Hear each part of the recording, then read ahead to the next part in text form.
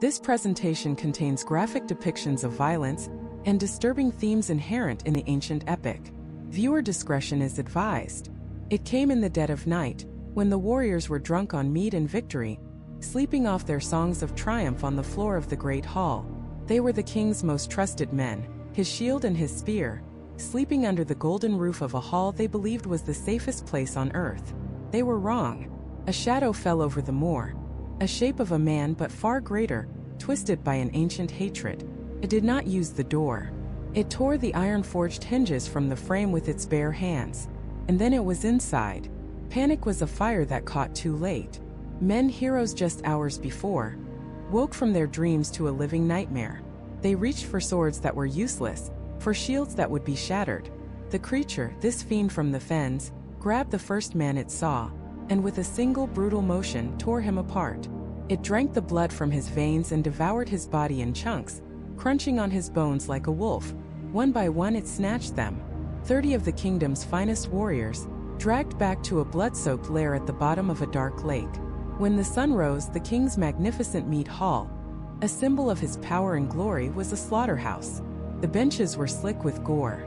All that was left were the bloody tracks leading out into the mists. This was only the beginning. The monster would return, and for 12 long years, it held an entire kingdom hostage to fear. But what no one knew, what the terrified king couldn't possibly imagine, was that the story of this monster would give birth to the legend of an even greater man.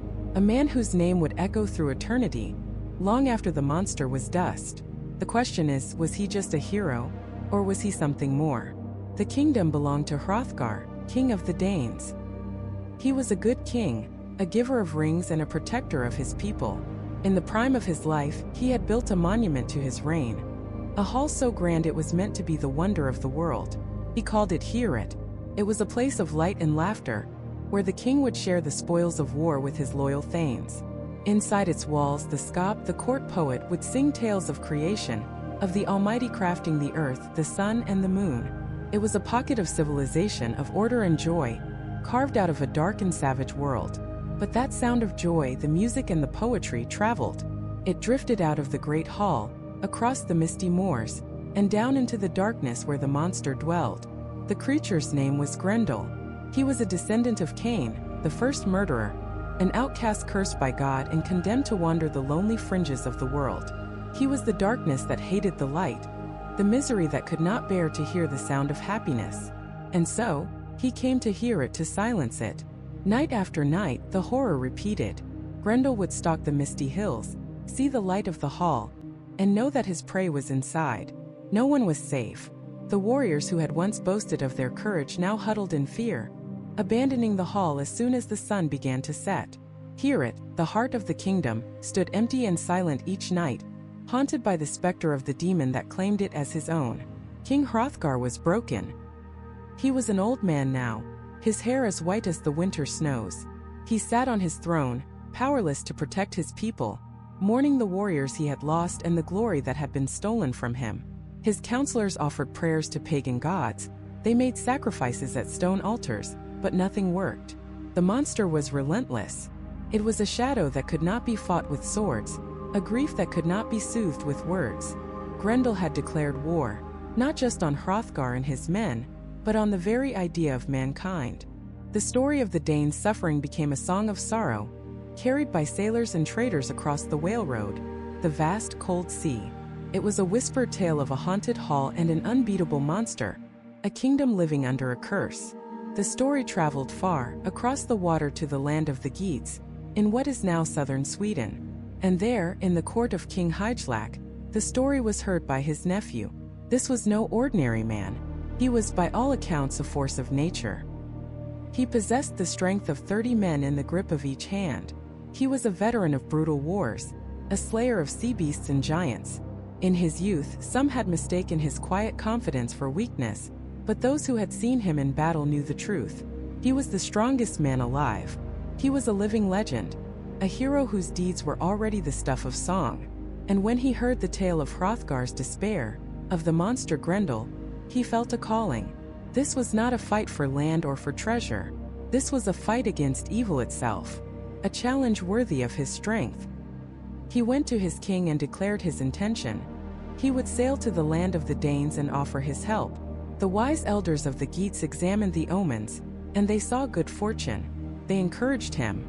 This was his destiny. So he chose 14 of his bravest companions, the best warriors he could find, and commanded a ship to be prepared. It was a wave crosser, a sturdy vessel eager for the journey. They loaded their armor, their shields, and their ancestral swords, weapons forged in the fires of legend. With the wind in their sails and their hearts full of purpose, they pushed off from the shore. The ship flew over the waves like a bird, cutting through the churning sea, leaving the shores of Geatland behind. For a day and a night they sailed. Finally, they saw it in the distance. The shining sea cliffs of Denmark, the broad headlands, the green hills. Their journey was over.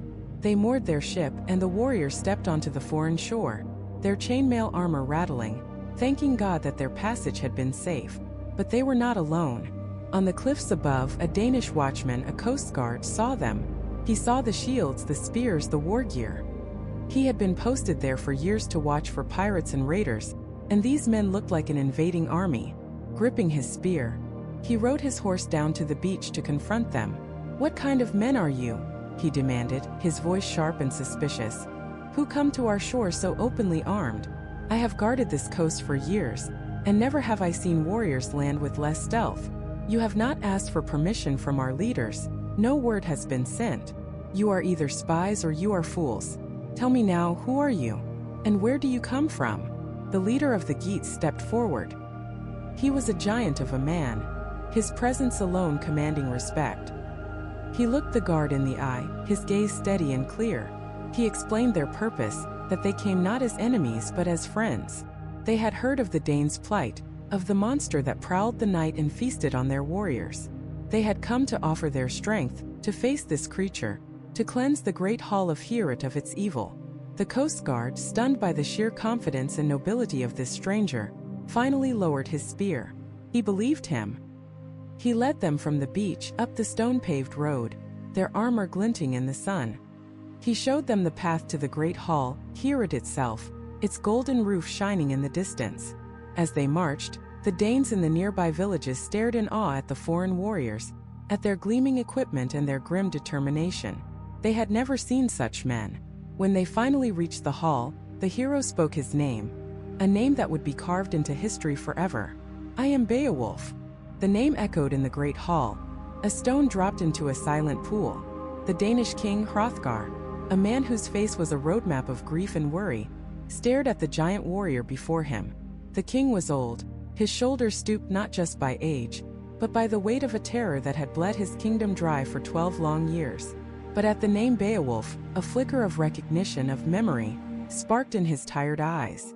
He knew that name, or rather, he knew the name of his father. Hrothgar's voice, though weary, still held the command of a king. He spoke of a time long past, of a blood feud and a debt. Beowulf's father, Ecgtheow, had once killed a powerful man from another tribe, the Wolfings. He was in exile, a man without a country, hunted and alone. It was Hrothgar, then a young and powerful king, who had taken him in. Hrothgar had paid the war guild, the man price, smoothing things over with a treasure hoard and settling the feud. He had saved Beowulf's father. Now the son had returned, as if to repay that ancient debt, not with gold but with strength. The king had heard the stories, the sailors' tales that traveled on the salt spray. Tales of a young warrior from Geatland with the strength of 30 men in the grip of a single hand. Hope, a dangerous and unfamiliar feeling, began to stir in Hrothgar's heart. He ordered the feast tables prepared.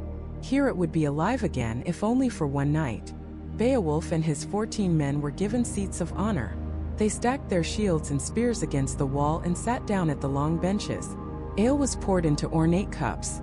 A poet, a scop, began to sing tales of ancient heroes, his voice a lonely counterpoint to the years of silence and fear. For a moment, Heorot felt like the great hall it was meant to be, a place of warmth, community, and celebration. But the joy was brittle. Every man in that hall knew what came with the darkness. They were drinking in a tomb, and they knew it. Then a voice cut through the revelry, sharp and venomous. It belonged to a man named Unferth. He was one of Hrothgar's most trusted advisors, a man known for his sharp tongue and sour spirit. He sat at the king's feet, a place of high honor, but his heart was curdled with jealousy. He couldn't stand to see this foreigner, this upstart from Geatland, arrive and receive such acclaim. He couldn't bear the thought that someone else might succeed where all the Danes had failed. And so Unferth decided to cut Beowulf down to size. He brought up a story from Beowulf's youth, a tale of a swimming competition against a childhood friend named Brika. Unferth twisted the story, painting it not as a feat of strength, but as a foolish, reckless act of vanity. He sneered, his words dripping with contempt, asking if this was the same Beowulf who had risked his life in the open sea for 7 straight nights, all for a childish boast. He claimed Beowulf had lost that contest, that Brika had been the stronger swimmer. His implication was clear. If you couldn't even win a swimming race you started yourself, how in the world do you think you can face a real monster like Grendel? The hall fell silent. Every eye turned to Beowulf. This was a direct challenge to his honor, his reputation, his entire reason for being there. It was the ancient equivalent of a public call-out, a piece of vicious trash talk designed to humiliate and discredit him before he could even lift a sword. Beowulf let the silence hang for a moment. He took a slow drink of his ale. He wasn't angry. He was something far more dangerous. He was focused. He looked directly at Unferth, and a slow, cold smile spread across his face. He began to speak, his voice calm but carrying the weight of absolute authority. First he corrected the record. "Friend Unferth," he began, the word friend a sharp irony. "You've had too much to drink. You've got the story wrong. Let me tell you what really happened." He explained that yes, he and Brika had made a foolish boast as young men, but they had backed it up. They plunged into the winter sea not with swim trunks, but in full chainmail armor, each holding a naked sword in his hand to fight off whatever might come for them in the deep. For 5 nights they swam side by side. But on the 6th the storm churned the ocean into a black, raging chaos, separating them. And that's when the sea monsters came. Beowulf described the attack, not with fear, but with the grim satisfaction of a professional doing his job. A beast dragged him to the bottom of the ocean, its claws tearing at his mail, but his armor held. He drew his sword and plunged it into the creature's heart. Then another came and another. He told the stunned hall how he had fought, alone in the freezing black water, for the rest of the night. He killed 9 sea monsters one by one. He didn't just survive the ordeal. He made the sea lanes safer for all mankind. When the sun finally rose, the waves washed him ashore on the coast of Finland, exhausted but victorious. The bodies of his victims littered the beach, slain by his sword. They would never trouble another sailor again. "I haven't heard," Beowulf said, his eyes still locked on Unferth, "any such stories of your swordplay. Brika never had a better fight, and neither have you. You haven't done a single deed to match what I did as a boy."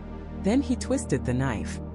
He leaned forward, his voice dropping to a low, menacing growl that carried across the entire hall. "But I have heard other stories about you, Unferth. I've heard that you killed your own brothers, your own kin. For that, you will suffer in hell, clever as you are." A collective gasp went through the hall. It was the ultimate accusation, a stain that could never be washed away. "And I'll tell you this," Beowulf continued, his voice rising again. "If your courage, if your spirit were as fearsome as your words, Grendel would never have gotten away with his crimes.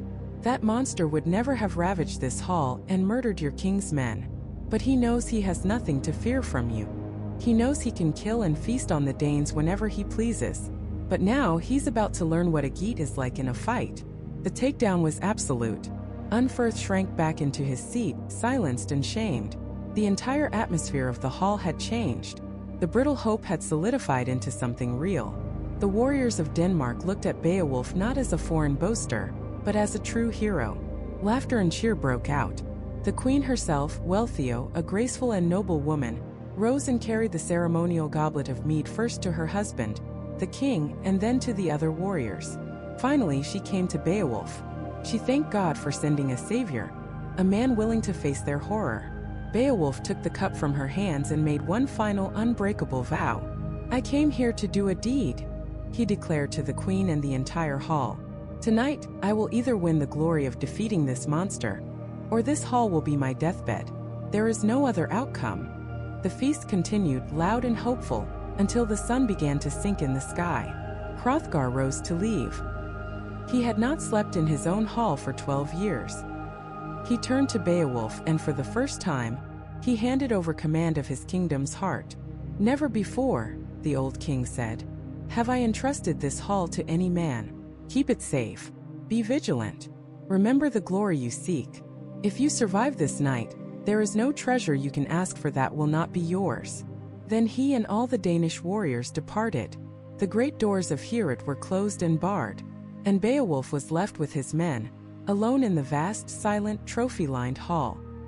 He stripped off his iron armor, his helmet, and handed his ornate sword to a follower. He would not use a weapon. Grendel, he reasoned, used no sword, no shield. The fight would be fair.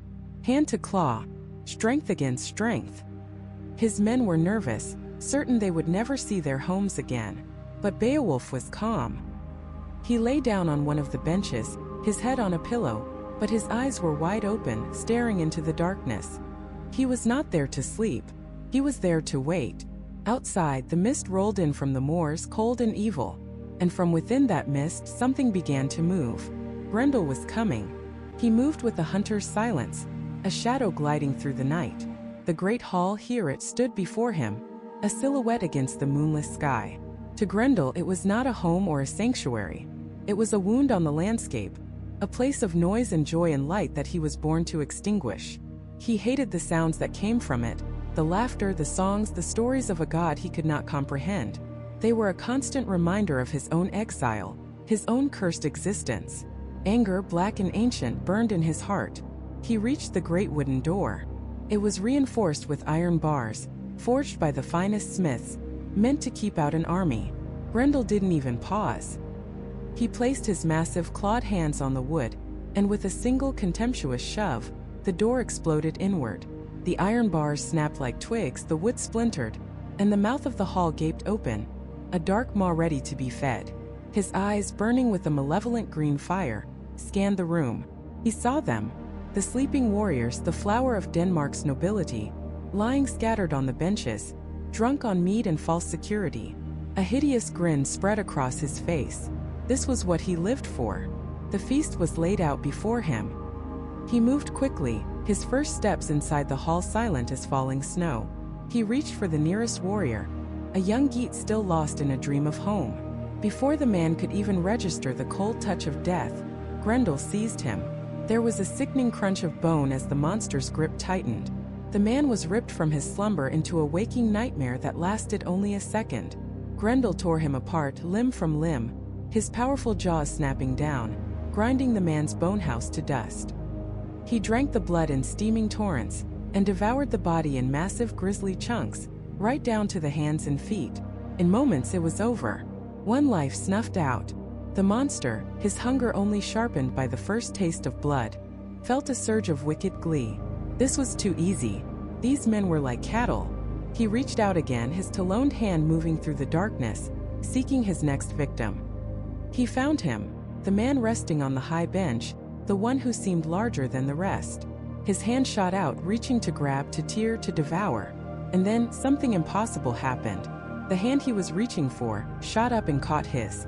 Not in a clumsy, sleepy defense, but with a grip of iron. A grip of impossible, crushing strength. Grendel's arm was seized, and for the first time in his long, bloody life, he was held fast. Confusion warred with rage in the monster's mind. He pulled back, expecting to rip his arm free, but the grip only tightened. It was like being caught in a vice forged by the gods themselves. He looked down, and in the gloom he saw the man's eyes. They were not filled with sleep or terror. They were wide open, alert, and burning with a fire that dwarfed his own. This was no sleeping warrior. This was the trap. Panic, a feeling Grendel had only ever inspired in others, flooded his monstrous heart. He, the stalker in the night, the fiend of the fens, the unstoppable butcher of Heorot, was caught. He had walked into the jaws of something far more dangerous than himself. His mind, which knew only murder and hate, now knew a new word: fear. His only thought was to flee, to get back to the safety of his misty moors, to escape this terrible, crushing grip. He wrenched his arm with all his might, the muscles in his shoulder bunching like stones. The man Beowulf was pulled to his feet, And the fight began. Grendel thrashed, a hurricane of demonic fury. He twisted and pulled, trying to throw Beowulf off, but the hero's feet were planted as if they'd grown roots into the floor of the hall. The two of them careened across the room, a chaotic ballet of violence. Benches were overturned, tables splintered, the beautiful gold-woven tapestries were torn from the walls. The entire hall, the pride of the Danish kingdom, groaned and shuddered under the strain of their struggle. It was said that only fire could ever bring down Heorot, but tonight it felt as if these two beings were testing that claim. The sound of their battle, the roars of the monster and the grunts of the man, echoed through the night, a terrifying symphony of destruction. The other Geats, jolted from their sleep by the cataclysmic noise, scrambled to their feet. They saw their leader locked in a life-or-death struggle with the demon they had come to slay. Drawing their ancestral swords, blades that had been passed down through generations, they rushed to help. They hacked and slashed at Grendel, striking him from all sides, trying to find a weakness, a chink in his demonic hide. Their swords rang out, striking true. But nothing happened. The sharpest iron in the world, the finest steel blessed by ancient rites, could not bite. Their blades slid off his skin as if it were enchanted stone. They didn't know it, but Grendel had laid a curse on all man-made weapons. No blade on earth could harm him. This was now a contest between two beings, reduced to their most primal elements. It was not about swords or armor. It was about strength. Pure, unadulterated strength. And Beowulf knew it. He had chosen to fight this way for a reason. He poured every ounce of his legendary power, the strength of 30 men, into his one hand, into his grip on the monster's arm. Grendel roared in a mixture of pain and frustration. He could feel the pressure building, a terrifying force working its way up his arm. He was the strongest thing in this land, a creature of nightmare and legend. How could this mortal man be doing this? Beowulf leaned back, planting his feet, using the monster's own desperate struggles as leverage. He wasn't just holding on anymore. He was pulling. He was twisting. The sinews in Grendel's shoulder stretched to their breaking point. The joints popped and cracked, a sound like trees splitting in a thunderstorm. The monster let out a shriek of pure agony that shook the rafters. The sound was no longer a roar of a predator, but the scream of prey. Beowulf gave one final titanic heave. There was a horrific tearing sound, a sound of muscle ripping from bone, of a shoulder being wrenched from its socket. With a final sickening tear, Grendel's entire arm was ripped from his body. The arm, the claw, the shoulder, all of it came loose in Beowulf's grip. The fight was over. A wave of mortal pain, unlike anything he had ever known, slammed into Grendel. He stumbled backward, staring in disbelief at the mangled, bleeding stump where his arm used to be. The wound was fatal. His life force was pouring out of him, a steaming torrent onto the floor of the hall he so despised. His only instinct now was survival, a desperate, doomed flight. He staggered towards the shattered doorway, leaving a wide, wet trail of black blood behind him. He crashed out into the night, screaming his defeat to the moon, and fled back toward the moors, back to the dark, swampy waters of his den. He was going home to die. Silence descended upon the hall. A heavy, ringing silence broken only by the ragged, panting breaths of the warriors. The terror that had haunted this hall for 12 long years was broken. The night was finally safe. And in the center of the room, panting, bleeding, but standing tall and victorious, was Beowulf. He looked down at the grotesque trophy in his hand, the entire arm of Grendel, from the claws on its fingers to the massive sinewy shoulder. It was a testament to his strength, a symbol of his victory. He raised it high for all his men to see. The reign of Grendel was over. As the first light of dawn began to creep over the horizon, Beowulf walked to the great gable of the hall and, with a final act of triumph, he hung the monster's arm from the rafters, a grim and glorious banner for all of Denmark to see. The sight that greeted the Danish warriors was one of stark, brutal glory. News of the night's events had spread like wildfire, and from every corner of the kingdom, men and women on horseback galloped towards Heorot. They came to see the proof. They followed the monster's tracks from the great hall, a path of blood and torn earth leading back to the misty, haunted mere. They saw the water churning with gore, a boiling cauldron of Grendel's lifeblood. The old warriors, the ones who had whispered tales of the beast for years, now spoke Beowulf's name with a reverence once reserved for gods. They rode their horses in mock races across the plains, their laughter echoing in the crisp morning air, celebrating the hero who had delivered them. There was no sorrow for the monster's demise. He was a creature of pure malice, an enemy of God and man, and his end was a cause for nothing but unrestrained joy. They returned to the hall, a great crowd pressing in to gaze up at the monstrous arm. They stared at the hand, the talons like steel, the sinews thick as rope. It was a trophy of impossible victory, a testament to the strength of the man who had torn it from its socket. Then King Hrothgar himself arrived, flanked by his queen and her retinue of ladies. He stood beneath the gable, his old eyes fixed on the grisly prize. The sight of it, the undeniable proof that his long nightmare was over, broke through his kingly composure. Tears of gratitude welled in his eyes. He turned to the crowd, his voice thick with emotion but ringing with the authority of a king reborn. He thanked God for this miracle, this deliverance from a foe that had seemed invincible. Then he turned his gaze to Beowulf, who stood quietly amidst the awestruck Danes. Hrothgar's voice softened, becoming that of a father, not just a king. "Beowulf," he declared, his words carrying through the silent hall, "best of men, from this day forward, I will hold you in my heart as a son. Whatever you desire in this world that is mine to give, it shall be yours. You have earned a fame that will live forever. Your deeds have secured peace for my people, and for that, you have secured your own eternal glory."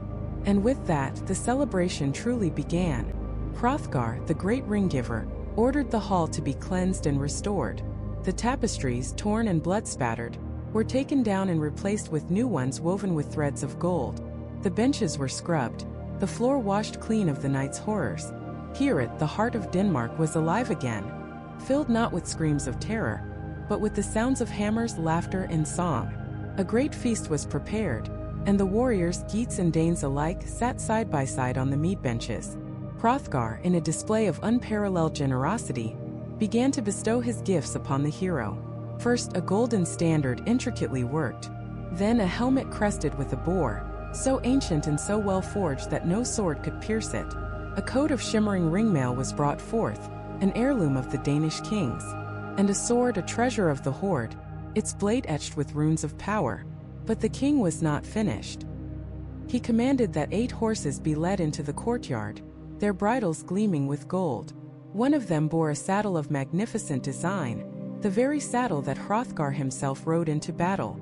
All of this, the horses, the armor, the gold, he gave to Beowulf. It was more than payment. It was the ultimate sign of respect, a king honoring a warrior who had saved his kingdom. Nor were Beowulf's men forgotten. Hrothgar ordered gold to be given to each of the Geats who had sailed with him, and a special price, a king's ransom in gold, was paid in compensation for the warrior Grendel had devoured. As the ale flowed and the feast continued, Hrothgar Skop, his court poet, rose to his feet. With a harp in his hands, he began to sing. His voice filled the hall, weaving the story of the night's battle into the fabric of legend. He sang of Beowulf's grip, of Grendel's terror, of the arm torn from its socket. He placed Beowulf's name alongside the greatest heroes of the past, comparing his feat to the legendary dragon-slaying of Siegmund. The song was more than entertainment. It was history being written in real time. The warriors listened, captivated, as the story of their own triumph was transformed into an epic poem, a tale that would be told for generations to come. Beowulf's fame was now immortal. Then Queen Wealhtheow, graceful and regal, moved through the hall. She carried a great golden cup, offering it first to her husband the king, and then to the other warriors. When she reached Beowulf, she praised him for his courage, for cleansing Heorot of its curse. From her own neck, she removed the Brozing's necklace, a magnificent torque of twisted gold, the most splendid collar known to man, and placed it around his. She gave him a golden circlet for his brow and a fine coat of mail. "Wear these treasures, beloved Beowulf," she said, her voice clear and kind. "Enjoy them and be a friend and protector to my own young sons. You have made it so that men will praise you as long as the wind blows and the sea crashes upon the shore." The celebration continued late into the evening, the hall brighter and more full of life than it had been in 12 long years. The Danes, for the first time since Grendel's reign of terror began, felt safe. The monster was dead. The proof hung from the rafters. The threat was neutralized. As the feast wound down, the tables were cleared away and the floor was covered with beds and pillows. Hrothgar retired to his own chambers, and the Danish warriors, weary from celebration, settled down to sleep in the great hall itself. It was a symbolic act, a reclaiming of their most sacred space. Beowulf and his Geats were given separate, more honored quarters. The Danes lay down, their shields at their heads, their helmets and spears within arm's reach, as was their custom. They were warriors, always ready for battle, even in their sleep. But they were not ready for what was coming. They slept the deep, contented sleep of men who believe their troubles are over. They had faced the enemy they knew, the great hulking beast who had haunted their nights. They had seen him defeated, his power broken, his body dragged back to the hellish swamp from which he came. They believed the story was finished. They knew nothing of the ancient laws of blood feud, of vengeance that sleeps but never dies. They knew nothing of the source of Grendel's evil, of the lineage of Cain from which he sprang. And so they did not know that in the cold, black water of the haunted mere, something was stirring, an anger ancient and deep, a grief that had curdled into a rage more focused, more cunning, and far more terrible than her son's mindless hunger.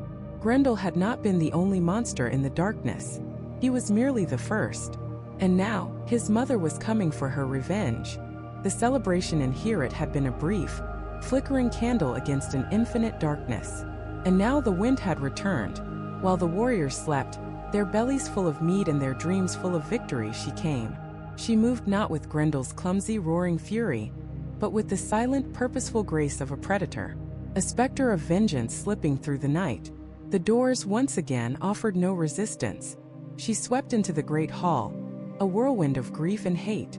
The sleeping warriors, champions of the Geats and Danes, were startled awake not by a roar, but by a sudden chilling silence that fell over the hall. Panic erupted. Men scrambled for swords they had carelessly set aside, their minds still thick with sleep and ale. But this attack was different. It wasn't a blind slaughter. This was a surgical strike. The monster, the Grendel dam, had a target. She snatched the nearest warrior, a man of high standing, Hrothgar's most trusted advisor and dearest friend, Aschir. He barely had time to cry out before her claws closed around him, and then with a single contemptuous glance at the chaos she had created, she lunged for the wall. She tore Grendel's arm from its spike, reclaiming the grisly trophy, the symbol of their defeat and the Danes' victory. And just as quickly as she had appeared, she was gone, melting back into the fens, leaving behind a hall filled not with bodies, but with a paralyzing, soul-crushing terror. When the sun rose, it illuminated a scene of profound violation. Hrothgar, the old king, arrived to find his men stunned, his hall desecrated, and his greatest symbol of hope gone. The empty spike on the wall was a mockery. The victory, the songs, the celebration, it had all been a lie, a temporary reprieve. The evil had not been vanquished, it had merely changed its form. And this time it had taken something far more precious than random warriors. It had taken his friend. Hrothgar's grief was a terrible thing to behold. The proud king, the ring-giver, the shelter of heroes, was utterly broken. He slumped onto his throne, his face a mask of despair. He turned to Beowulf, his voice cracking with sorrow. He spoke of a secret, cursed place that his people only whispered about. A place where two monsters were rumored to dwell, a male and a female, a mother and a son. He described a land of wolf-haunted slopes and windy crags, a place where mountain streams plunged into darkness and disappeared beneath the earth. He spoke of a lake, a mere so dreadful that its true depths were unknown to any man. Its water wasn't clear, but a murky, swirling black, often bubbling up as if it were boiling. Trees with frost-covered, gnarled roots leaned over its edges, their branches creating a canopy of perpetual twilight. At night, a horrifying miracle occurred. The water itself would seem to burn, glowing with an unnatural, hellish fire. The very creatures of the wild feared this place.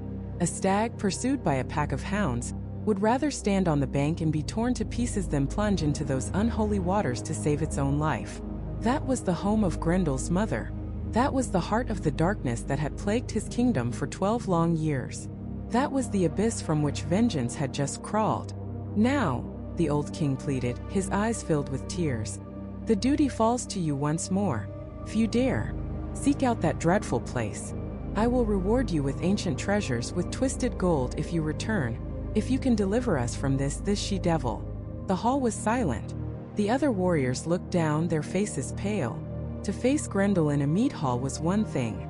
To hunt a monster in its own lair, in a place that defied God and nature, that was another thing entirely. It was a suicide mission. But Beowulf did not look down. His eyes clear and hard as ice met the king's. He stood, and his voice cut through the despair like a sharpened blade. "Sorrow not, wise king," he said, his words ringing with an unshakable certainty. "It is better for a man to avenge his friend than to mourn him overmuch. Each of us must face the end of our life in this world. So let him who can win glory before death. That is a warrior's best memorial when he is gone." He turned to the other warriors, his gaze sweeping over them. "Arise, guardian of the kingdom. Let us go at once and track this Grendel's mother. I promise you she will not escape. Not to the depths of the earth, not to the mountain forests, not to the bottom of the sea, go where she will. For this one day you must have patience in your woes." The king leaped to his feet, his hope rekindled by the sheer force of Beowulf's will.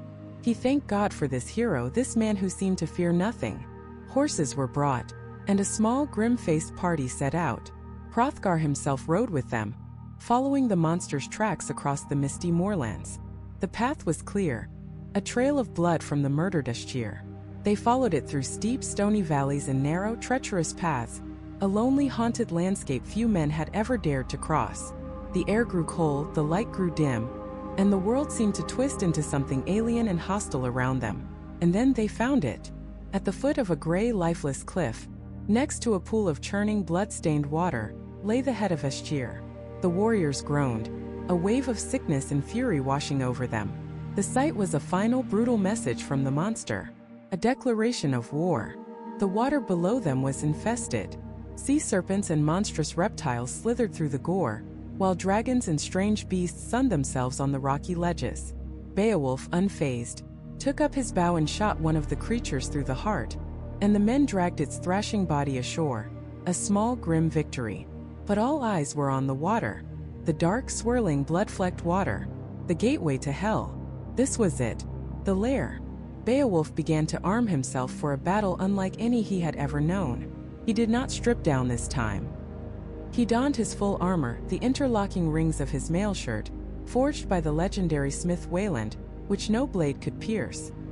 He strapped on his gleaming helmet, adorned with the image of a boar to protect him.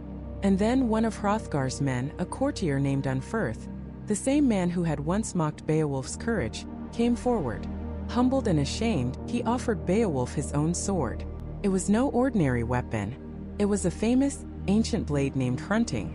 Its edge was hardened with blood, and it had never failed any man who wielded it in battle. It was a priceless heirloom, an admission of Unferth's own fear, and a desperate plea for Beowulf to succeed where he knew he would fail. Beowulf accepted the sword, a silent acknowledgement of the truce. He then turned to Hrothgar one last time, his voice formal, like a man making his final will and testament. He asked the king to look after his men, his Geats, if he should not return. He asked that the treasures he had won be sent back to his own king, Hygelac, and he held up the great sword, Hrunting. "With this," he declared, "I shall win glory or death will take me." And without waiting for another word, without a moment's hesitation, he turned his back on the world of men, on the light of the sun, and he dived. He plunged headfirst into the blood-warm, monstrous waters of the Mere, descending alone into the abyss to face the mother of all monsters. The water closes over him, a murky green ceiling that snuffs out the sky.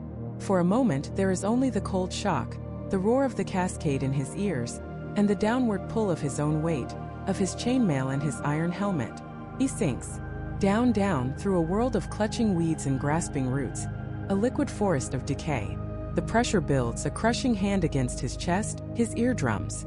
Strange things swim in the gloom. Sea drakes and serpents, with phosphorescent eyes and gaping teeth, whip past him, lashing at his armor with their tails, testing the iron rings of his mail shirt. But they cannot pierce it. The war gear gifted by Hrothgar, woven by the master smith Welland himself, holds true.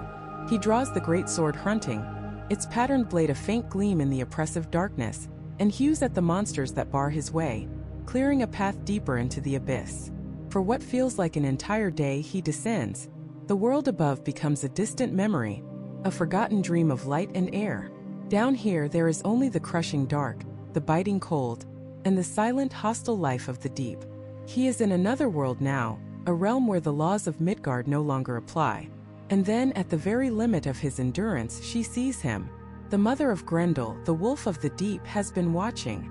For 100 seasons she has ruled this watery hell, and she senses the trespass of warm blood, the alien scent of man. She lunges from the silt and shadows, a thing of claws and ancient fury. Her grip is immense, a tangle of sinew and muscle that wraps around him, crushing him. She tries to tear through his armor with her talons, but the interlocking rings refuse to break.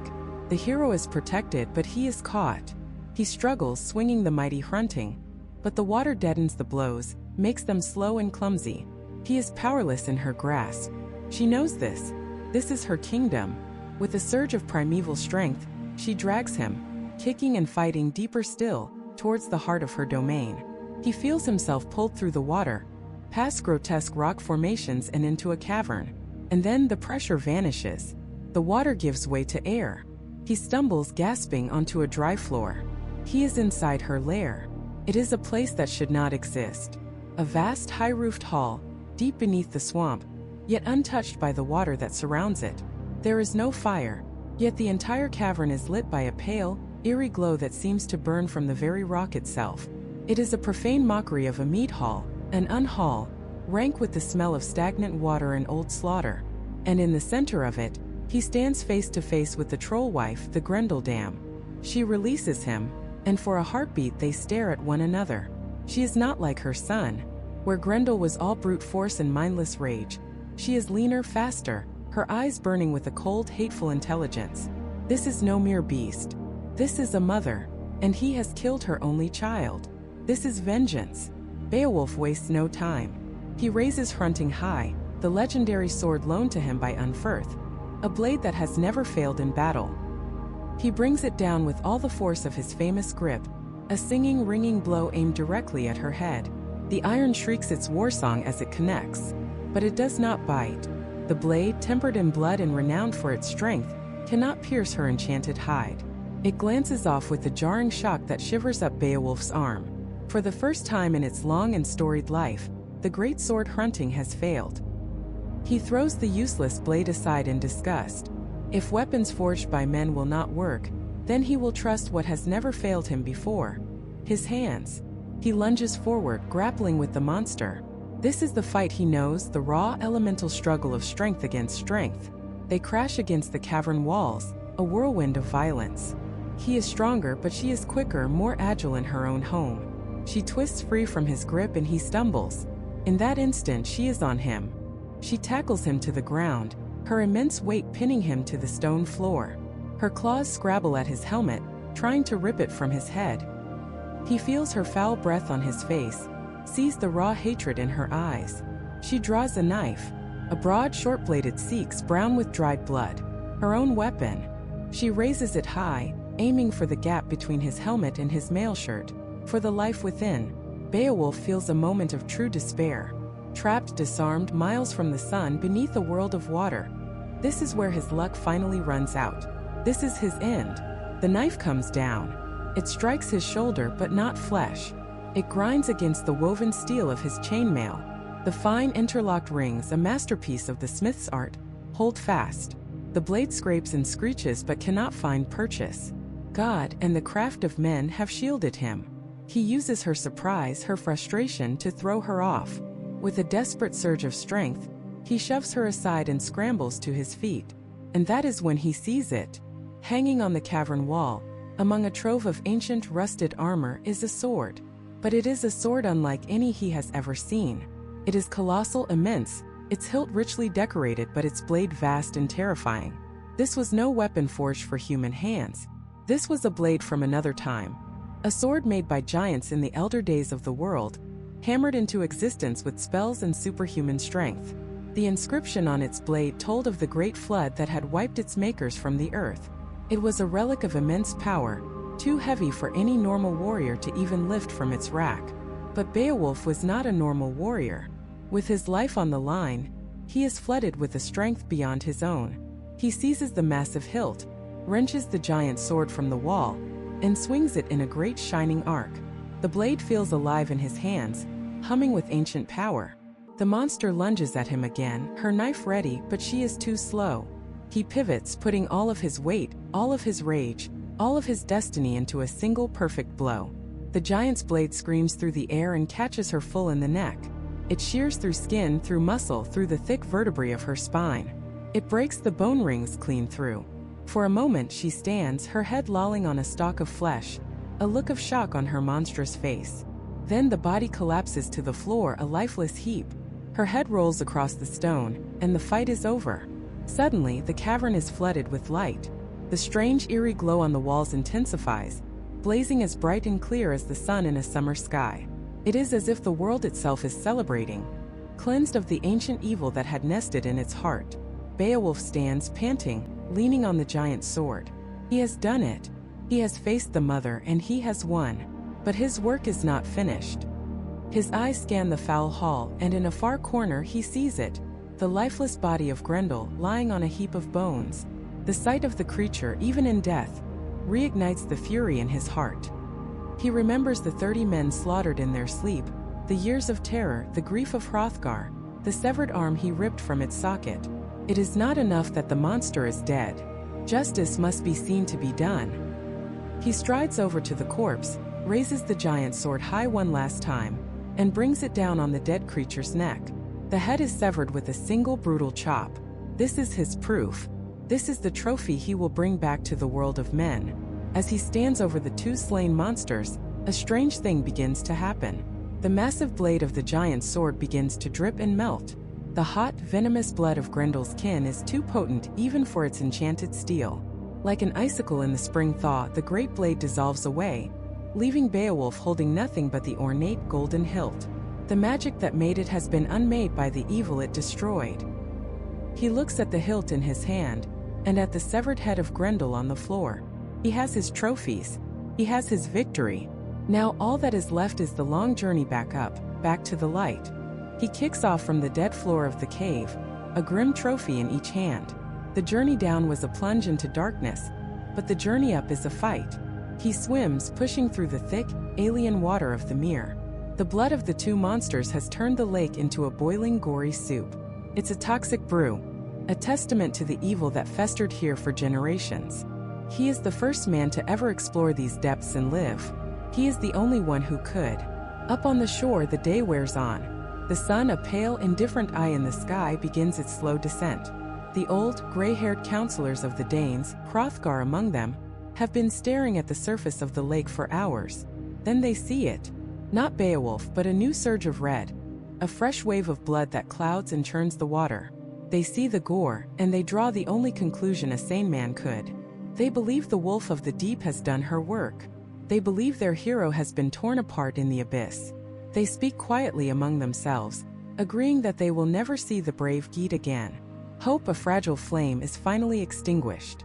The king and his men turn away from the cursed lake. They give him up for dead and begin the sorrowful walk back to Heorot. But not everyone leaves. By the water's edge, a small band of warriors remains. Beowulf's men. Sick with grief, staring at the bloody water, they expect the worst. They expect never to see their lord again. But they do not leave. They are his hearth companions, his shield brothers. They swore an oath. And so they sit and they wait, and they stare into the depths that swallowed their king. Below them, Beowulf is still climbing. He swims up and up, through the murky, monster-tainted water. He holds the giant's hilt and Grendel's severed head, swimming with the strength of 30 men. Even now, after a battle that would have killed any other, he breaks the surface. The clean air hits his lungs like a shock. He gasps, treading water, looking at the sky, at the solid land. He has returned from hell. The water around him, once the domain of monsters, is now cleansed. The evil has been purged. The lake is calm. He swims for the shore, for the patch of rocky ground where his men still wait. They see him. They see the impossible. A shout goes up, a cry of pure, disbelieving joy. They rush to the water's edge to help their leader, thanking God for his safe return. They unburden him of his helmet and his mail shirt, amazed that he is alive, let alone victorious. They see his trophies. They see the head of Grendel. The lake is forgotten. They turn their backs on it and begin the triumphant march back to the mead hall. The journey is loud with celebration, but their prize is a heavy one. Grendel's head is so massive, so monstrously heavy, that it takes 4 of his strongest warriors to carry it. They thread a spear through the skull, and with 2 men on each side, they heave it onto their shoulders, staggering under the weight. This is how the 14 Geats return to Heorot, victorious. Unbelievable. They march right into the great hall, where the Danes are sitting in sorrow, and they drop the head of Grendel onto the floor. Silence. The Danes and their queen stare, mouths agape, at the terrifying, grisly thing in the center of their hall. It's a vision from a nightmare made real. The dead, hateful eyes of the monster stare up at the golden roof it once terrorized. And then they look at the man standing beside it. Beowulf. Alive. Breathing. Covered in the blood of his enemies. Beowulf speaks, his voice ringing with authority. He addresses Hrothgar, presenting the head as the ultimate proof of his deeds. He tells them of the fight under the water, how for a time it seemed hopeless. He speaks of how his own trusted sword, Hrunting, failed him at the critical moment, its famous edge unable to bite into the she-demon's hide. He tells them how he was almost lost, almost defeated, until he saw the ancient sword hanging on the wall, a weapon made by giants for giants. He tells them how God, the ruler of the heavens, guided his hand, allowing him to seize the weapon that no other man could have lifted. With it, he ended the life of Grendel's mother, and finding Grendel's corpse, he took the monster's head as a final act of vengeance for all the Danes the beast had slaughtered. He holds up the golden hilt. He explains how the blade itself melted away, dissolved by the creature's toxic blood, leaving only the handle. He promises Hrothgar that he and his people can now sleep safely in Heorot. The hall has been cleansed. The reign of terror is over. He hands the ancient, rune-carved hilt to the old king. Hrothgar takes it. He looks at the hilt, a relic from a time before men, a story of ancient wars between giants and gods etched into its surface. He looks at Beowulf, and when he speaks, the hall falls completely silent. He praises the young hero, declaring that his fame will now travel to the furthest corners of the earth. He tells Beowulf that he has not only the strength of a hero, but the wisdom of a sage. He reaffirms his promise of friendship and reward, declaring Beowulf a true champion not just for the Danes, but for his own people, the Geats. But then the old king's tone shifts. He has seen many winters, many heroes rise and fall, and he offers Beowulf the greatest gift of all, a warning. He tells Beowulf to beware the trap of pride. He speaks of a former Danish king, Hermod, a man who was blessed with immense strength and power, but who let it corrupt him. Hermod became arrogant, greedy, and cruel. He hoarded his treasure, he lashed out at his own people, he lived in paranoia and misery, and he died alone and unloved. His power, Hrothgar explains, became a curse. For a time the wise king says a man may prosper. Fortune smiles upon him, his kingdom grows, and the world bends to his will. He forgets that there is an end to all things. He forgets his own mortality. He grows comfortable and complacent, and a poison begins to grow in his soul, pride. And then the old king warns, the arrow comes.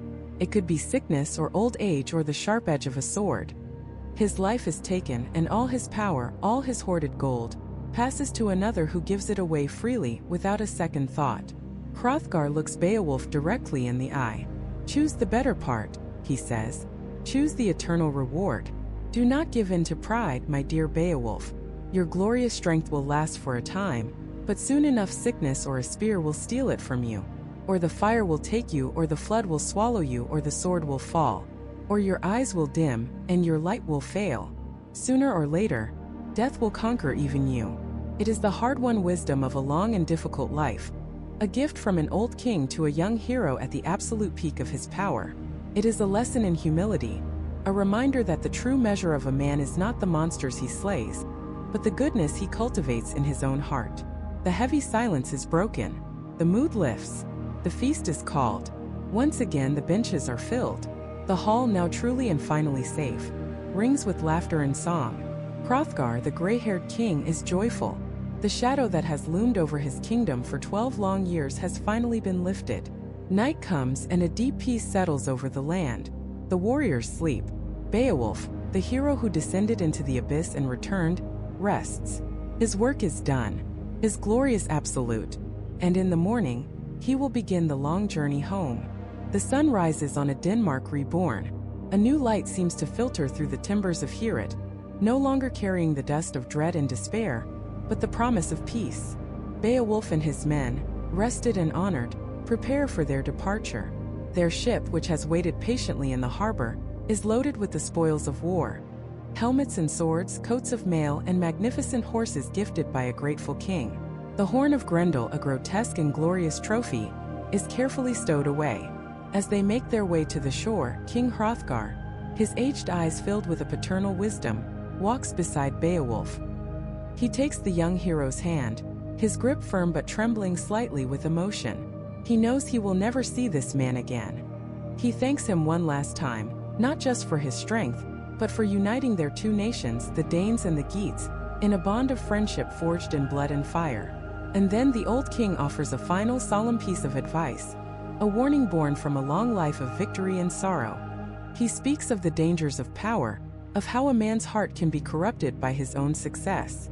He tells Beowulf that pride is a poison that seeps in slowly, a hidden arrow shot by a malicious archer, making a man forget his own mortality. He warns him to guard against greed, to remember that strength and life are fleeting gifts from God, and that even the greatest king will one day face the lonely darkness of death. He urges Beowulf to choose eternal rewards over temporary glory. It is the king's final lesson to the man who saved his kingdom, a prophecy and a prayer all in one. Beowulf listens, his face serious, taking in the weight of the old king's words. He promises to be a true friend to the Danes always. With a final embrace they part. Hrothgar stands on the headland, watching as the Geatish ship pushes off from the shore, his eyes wet with tears. He is an old man who has been given back his future, but he grieves for the departure of the son he never had. The voyage home is nothing like the journey out. The sea is calm, the wind is fair. The ship, loaded with treasure and fame, cuts cleanly through the waves. It's as if the ocean itself recognizes the heroes on board and grants them safe passage. They sail past coastal headlands and familiar cliffs, the salt spray on their faces feeling like a welcome home. After a day and a night, the keen-eyed lookout spots the shores of their homeland. The white cliffs of Geatland rise from the mist. A watchman on the shore, the same one who had challenged them on their departure, sees the ship approaching. He recognizes the shields and the proud figures on the deck. He runs to the harbor, his heart soaring, not with suspicion this time, but with exultation. The heroes have returned. The word spreads like wildfire. The men who sailed into the unknown, to face a monster of legend, were coming home, and by the looks of the treasure gleaming on their ship, they were not coming home empty-handed. The ship is moored, the gangplank lowered, and Beowulf steps onto Geatish soil for the first time since his quest began. He is no longer just a warrior. He is a living legend. King Heorot, his uncle and his lord, is summoned from his great hall. He comes with his queen, the wise and beautiful Heorot, and a procession of his court, all eager to see the man who wrestled with demons and won. The reunion is joyous. Heorot embraces his nephew, his pride and relief evident for all to see. He had worried for Beowulf, had even tried to dissuade him from such a dangerous journey, but now he sees the man who has returned, stronger, wiser, and covered in glory that reflects on all of Geatland. They walk together to the great hall, the treasures from Denmark carried behind them, a testament to the incredible tale that is about to be told. And in the high-beamed hall of his own king, surrounded by his own people, Beowulf speaks. He tells the story we have just witnessed, but he tells it from his own perspective, as a loyal thane reporting to his lord. He begins with his arrival in Denmark and his first meeting with the grieving Hrothgar. He describes the shadow of fear that hung over the magnificent hall of Heorot, a fear he had sworn to dispel. He speaks of Grendel. He doesn't just describe the fight. He paints a picture of the creature's unnatural hunger, its hatred for the sounds of joy and life. He recounts the long tense wait in the darkness of the hall, the sudden violent splintering of the door, and the moment the monster's terrible claw reached for him. He tells of the raw physical struggle, the feeling of the creature's sinews tearing, the sound of its bones snapping, and its final agonized shriek as it fled into the night, leaving its entire arm behind. The Geats in the hall listen, their knuckles white, their breath held. Then Beowulf's voice grows somber. He tells them the victory was short-lived. He speaks of the second attack, the coming of Grendel's mother, a horror born of grief and hellish rage. He describes the abduction of Hrothgar's most trusted advisor, the renewed despair that fell upon Heorot, and his own promise to hunt this new evil to its source. He tells of the journey to the haunted mere, a place where the water itself seemed to burn and the woods were filled with serpents and sea drakes. He recounts his descent into that black water, a journey into the abyss itself. He speaks of the crushing pressure, the attacks from monstrous things in the deep, and the moment he was dragged into the dry, firelit cave at the bottom of the world. There he faced the mother. He describes her as a foe far more terrible than her son, a creature of ancient, vengeful power. He tells them how his own sword, Hrunting, failed him, its legendary blade unable to pierce her hide. He speaks of the moment of near defeat, when he was pinned beneath her, her dagger scraping against his mail shirt. And then he tells of the sword he saw hanging on the wall, a massive blade forged by giants of old, too heavy for any normal man to lift.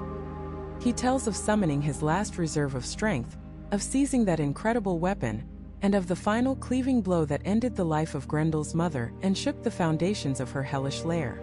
He concludes his tale by describing the journey back to the surface, carrying Grendel's severed head and the hilt of the melted giant's sword.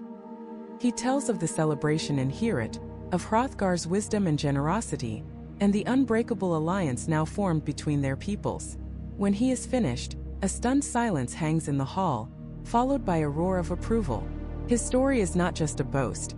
It is a gift to his people, a new legend to be sung in their halls for generations. Now, Beowulf formally presents the treasures he has won to his king: the boar-crested helmet, the fine armor, the priceless standard, and the legendary sword. He lays them at Hygelac's feet, a demonstration of perfect loyalty. He fought not for himself, but for the glory of his king and his country. Hygelac, moved by his nephew's valor and fealty, rises to bestow his own rewards. He commands that the finest sword in the Geatish treasury, a golden-hilted heirloom of the royal family named Naegling, be brought forth and given to Beowulf. But that is not all. In a gesture of ultimate honor, Hygelac grants Beowulf a vast estate of his own, 7,000 hides of land, complete with a great hall and a chieftain's throne. Beowulf is no longer just a warrior in the king's service. He is now a great lord in his own right, second only to the king himself. He has returned home. He has been honored beyond any warrior's wildest dreams. His fame is secure, his future bright. For many, many years, peace settles over Geatland. King Hygelac rules wisely, and Beowulf serves him faithfully. The seasons turn, winters come and go, and the horrors of the Danish fens become a distant, heroic memory. The wheel of fate, however, never stops turning, and far away, in a forgotten burial mound on a desolate heath, an ancient evil sleeps on a hoard of glittering gold, undisturbed for 1,000 years. Waiting. For 50 years the land of the Geats knew peace. King Beowulf, the giant slayer, the sea monster killer, ruled with wisdom and strength. The songs of his youth, of his glorious adventure in Denmark, were sung by a new generation who had never known the gnawing fear of a nightly terror. His people prospered. The fields were green, the halls were warm, and the treasure he had earned was shared freely, binding his kingdom together in a golden age of loyalty and security. He was a good king, a great king. The hero had become a legend in his own lifetime. But time is the one enemy no sword can defeat. Beowulf's hair turned to silver. His mighty shoulders stooped with the weight of decades. The fire in his eyes, once a raging bonfire, now burned like steady hot coals. The world moved on, and in the forgotten corners of that world, ancient things endured. The horde had been gathered by a lost tribe, a noble race of men now vanished from the earth. They had lived and died, and their last surviving lord, wandering the lonely hills, had sealed their entire worldly wealth inside a stone barrow, a tomb for a nation's treasure. He cursed it, speaking a lament for his fallen people, binding the gold to the earth until the end of days. And then he too died. For 300 years the treasure lay silent. But such a vast concentration of wealth, of sorrow and of memory, does not go unnoticed by the things that crawl in the deep places of the world. It called to a creature of the dusk, a dragon. It found the barrow, slithered inside, and made the gold its bed. For centuries it slept, a mountain of scaled malevolence, its own body becoming another treasure in the pile. Gold coins fused to its underbelly, gem-encrusted swords tangled in its claws. It was the living embodiment of greed, a guardian of forgotten riches, content to dream its long, slow, fiery dreams. The world outside could burn or freeze, it did not care. All that mattered was the cold, hard, unblinking feel of gold beneath it, every single piece. Then one day a man stumbled upon the barrow. He was not a warrior or a thief by trade. He was a slave, a runaway, fleeing a beating from a cruel master.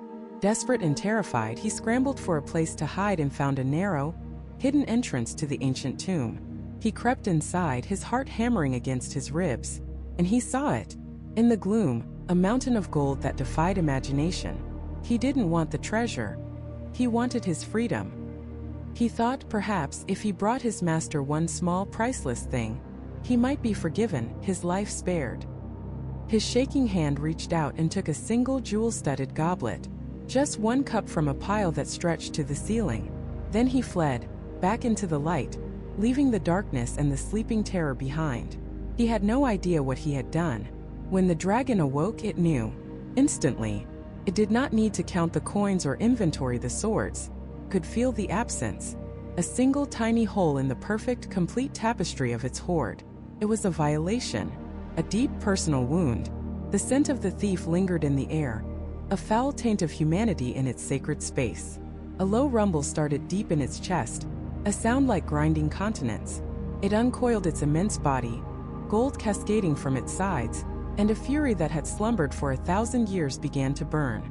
It circled the horde, sniffing the ground, its reptilian mind consumed with a singular obsessive rage. The cup was gone. Its treasure was imperfect. The world outside, the world of men that had forgotten it even existed, would now pay the price.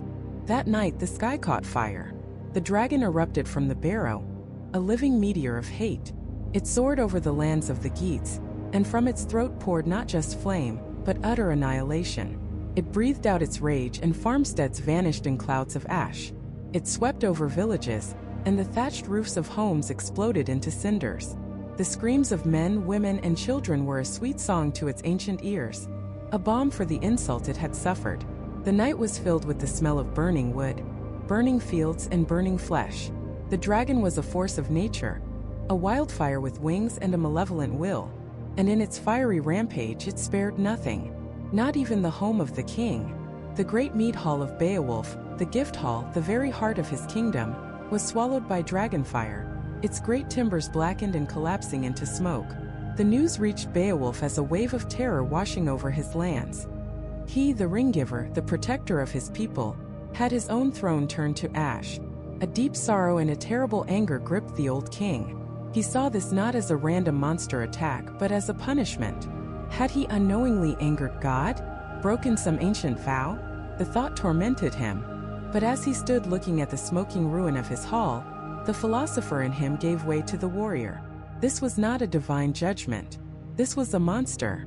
And he knew what to do with monsters. His thanes, his loyal warriors, gathered around him, their faces grim. They were ready to follow their king, to raise the armies of the Geats and hunt this beast down. But Beowulf shook his head. His mind was already working not as a general but as a champion. An army was useless against such a foe. An army would be incinerated before it could even draw its swords. No, this was a duel, a fight for a king. He had faced Grendel with his bare hands. He had wrestled the sea witch in her own lair. He felt the old pride stir within him. He would not send younger men to die in a fire they could not fight. He was the king. The fault, the responsibility was his, and the danger would be his alone. I shall not flee a single foot, he vowed. This fight was his fate, but he was not the young man he once was. He knew the dragon's fire was a weapon unlike any he had ever faced. A wooden shield, like the one he carried against Grendel's mother, would be nothing but kindling. So he commanded his smiths to forge him something new, a shield made not of linden wood, but entirely of iron. It was a massive, heavy thing, a testament to the sheer power of the enemy he was preparing to face. It was an admission that this was a different kind of war. With a heavy heart, he chose 11 of his most trusted companions to accompany him, not to fight but to bear witness. As they marched toward the desolate coast, toward the smoking black scar on the headland where the dragon's barrow lay, Beowulf's mind drifted back through the long years of his life. He thought of the battles of his youth, the kings he had served, the blood feuds he had settled, the peace he had built. He felt the cold touch of his own mortality. He knew this was very likely the last road he would ever walk. They found the barrow, a grim stone archway set into the cliffside, a stream of foul-smelling smoke and heat pouring from its entrance. The ground was scorched and blackened. This was the entrance to hell itself. Beowulf turned to his men, his face set like granite. He spoke to them one last time, his voice raspy with age but resonating with the old authority. He told them of his first battles, of his promise to Hrothgar, of the monsters he had slain. This was his final boast, not born of arrogance, but of a man defining his own legacy before the end. "I have survived so many wars in my youth," he said, "and I shall fight this one last feud. I will win this gold or war will take me, your lord, in its terrible embrace." He commanded them to wait on the hillside. "This is not your fight," he told them, his gaze passing over each of their faces. "Nor is it for any man but me to measure his strength against this monster. I will win this treasure by my courage, or death will take your king." He said his farewells. Then the old king, his massive iron shield on his arm and his ancestral sword in his hand, walked alone toward the dragon's den. He stood before the stone arch, the heat washing over him. He could hear the creature stirring within, a deep guttural rumble that vibrated through the rock beneath his feet. He was old. He was tired. He was alone. But he was still Beowulf. Taking a deep breath that filled his ancient lungs, he lifted his head and bellowed a challenge, a war cry not of a young warrior's fury, but of a king's final unbreakable defiance. The sound, raw and powerful, echoed deep into the darkness of the barrow, and from the blackness within, the hate-filled heart of the dragon began to pound like a war drum, awakened and enraged. The final battle was about to begin. A storm of fire and scale erupted from the stone maw of the barrow. The dragon, a living inferno, uncoiled its ancient body, its belly glowing with inner heat like the heart of a forge. It wasn't an animal. It was a personification of greed, a monument of malice given wings and flame. Its roar was not the sound of a beast, but the sound of gold screaming for more gold, of an endless, gnawing hunger that had festered for 1,000 years. Beowulf stood his ground, his iron shield held high. He was no longer the brash young warrior who tore Grendel's arm from its socket. He was a king old and gray, the strength in his arms now a memory, replaced by the unyielding iron of his will. He knew, in the way old men know things, that this was his final act. Fate had spun his thread to its end. He would not be walking away from this cliffside, but he would not run. He would meet his fate head-on, shield up, sword out. The dragon inhaled, its throat a pulsing, molten furnace, and unleashed a torrent of liquid fire. The world turned white-hot. Beowulf braced behind his shield, the metal groaning, glowing cherry red, and then melting like wax, offering no protection. He cast the useless thing aside, the heat searing his skin. For the first time in his life, a weapon had failed him, and for the first time he felt the icy touch of true fear. But it was not a fear that paralyzes. It was a fear that sharpens the senses, that burns away all thought except the immediate, bloody business of survival. He swung his great sword, Nagling, the ancient heirloom of kings, and brought it down with all his remaining might upon the dragon's scaled head. The sound was not the clean shearing of flesh and bone he expected, but the dull thud of strong steel on something stronger. The blade, renowned for its bite, barely scratched the creature's hide. And then, with a sharp crack that echoed the breaking of his own heart, the blade snapped. Nagling, the mighty sword, lay shattered on the ground. Beowulf stood disarmed, his shield gone, his sword broken. He was alone, facing a tidal wave of fire and death. And where were his men? The brave thanes, the 12 hand-picked warriors who had feasted in his hall, who had accepted his gold rings and sworn oaths of loyalty over horns of mead. They were watching from the tree-line. They had seen the melting shield, heard the breaking sword. They had seen the face of a fight that could not be won.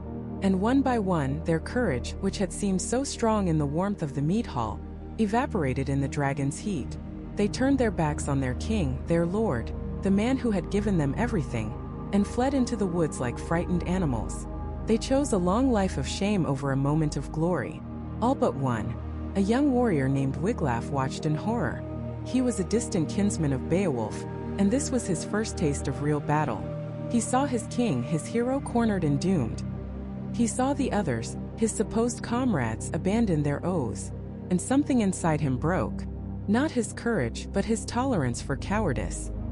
He remembered the gifts he'd been given, the armor he wore, the trust Beowulf had placed in him.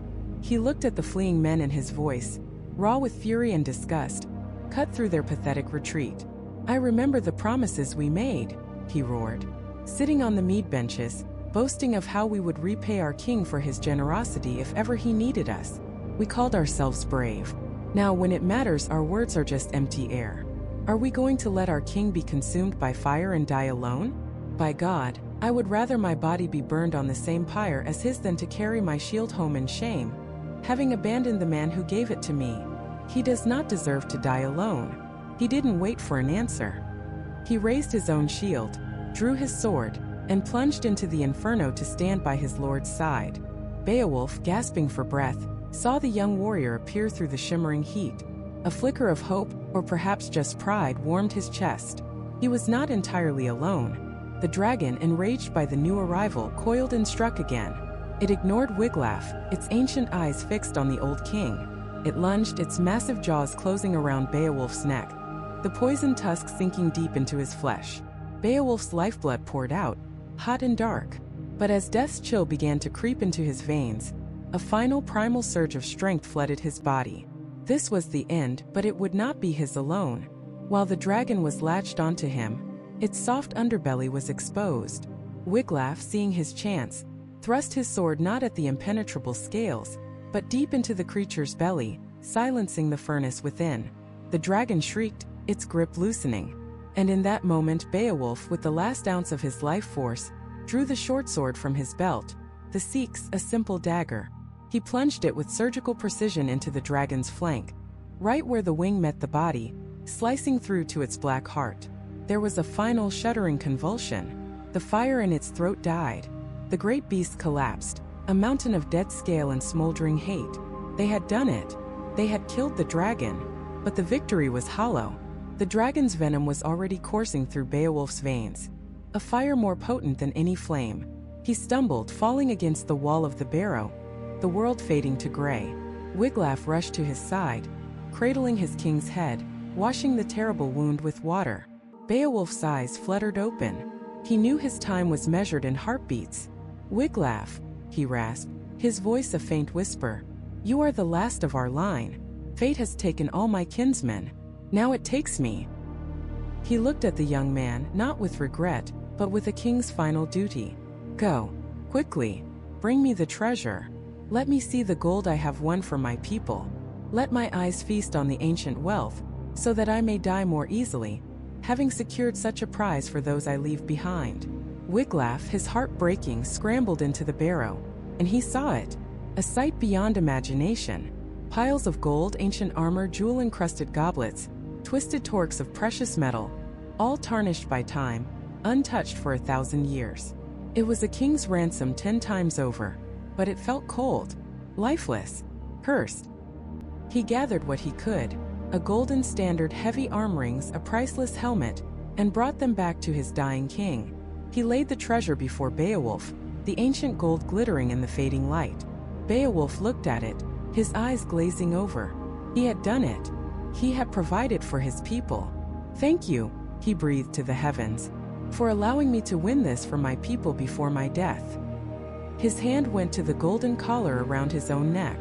With trembling fingers, he removed it and placed it in Wiglaf's hands. He gave him his helmet, his ring, his mail shirt. "You are worthy," he whispered. "Lead them now." And with that, Beowulf, son of Ecgtheow, king of the Geats, slayer of Grendel and the dragon, breathed his last. His soul departed from his breast to seek the doom of the righteous. The hero was dead. Wiglaf let out a cry of pure anguish. The cowardly thanes crept back from the woods, their faces etched with shame. Wiglaf turned on them, his grief now forged into a cold, hard rage. "You oath breakers," he spat. "He gave you everything and you gave him nothing.